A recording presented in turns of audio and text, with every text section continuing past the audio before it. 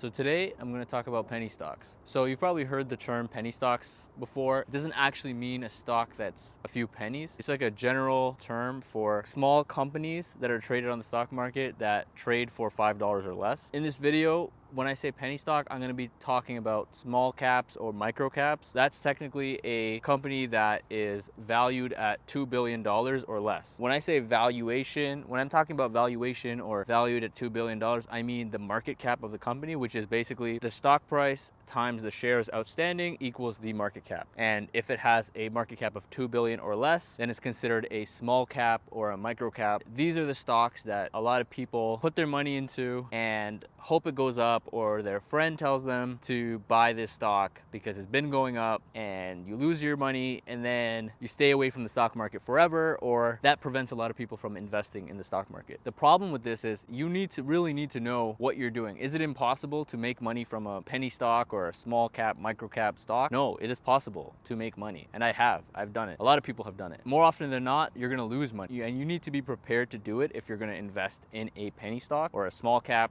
micro cap. A penny stock is typically a very young company that is just beginning to grow, and there can be a lot of issues with the company. The stock is cheap. The other thing about a penny stock is because it's valued at only a few hundreds of millions of dollars, or even 50 million or 20 million or 1 billion, it will take less money for someone to come in there and manipulate the stock so that people like you and me who are in the stock will get tricked into selling the stock or buying the stock thinking it's going up, all sorts of things, versus a mature company such as, you know, your Walmarts, your Costco's, your bank stocks that have been around for a long time, that have produced results that are a lot more expensive price-wise. They cannot do that because institutional investors and there's other funds that hold these stocks, that hold a large percentage of these stocks. So it's a lot harder to manipulate those stocks. It happens, but with a penny stock, there's a high percentage chance that it's going to be manipulated. So there's a few different categories of stocks in the stock market. We have the small caps, the micro caps, which are basically from 0 all the way to $2 billion. And then you have mid caps from like 2 billion all the way to like 20 to 50 billion. And then you have large caps, which are like around 100 billion or 50 to 100 billion plus.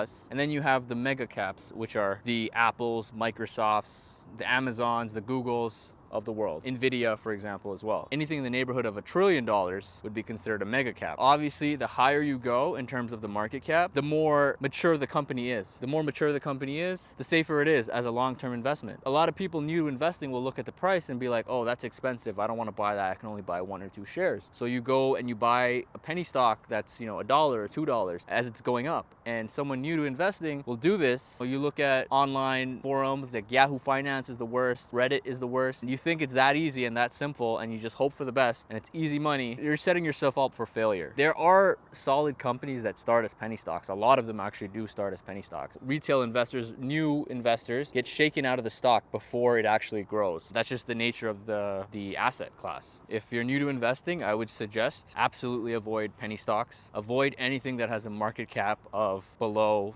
20 billion. You can see when you search up whatever stock, you put the ticker symbol in there and then you put stock beside it in Google, you can see all the information about that stock and you'll see market cap. If it's 50 billion, you'll see 50B. If you see 100M, that's 100 million, that's a tiny stock. That's a tiny business in the grand scheme of things, and you don't want to be in there. Even if everyone's telling you to buy it, there is a high chance you lose your money. You can make money, but you're really gambling at that point. That's when people say the stock market is gambling, that's what they're really talking about. They're not talking about going and buying Apple shares or Starbucks, Walmart, or Costco, or Amazon. They're talking about you bought some unknown company, you have no idea what it is, what it does, why you bought it. You just know that you saw it going up and everybody was buying it and you bought it and you lost your money, you lost your shirt. You're traumatized and you stay away from the stock market forever. You tell a bunch of people, those people stay away from the stock market forever. I think a couple things can happen when you lose money in the stock market. You can either stay away from it forever or take it as a lesson, figure out what went wrong, figure out what is the smart thing to do, and typically be the opposite of what you did, which is invest in a penny stock. And that's kind of what I did. I was in penny stocks. I made money in penny stocks. I lost money in penny stocks. Now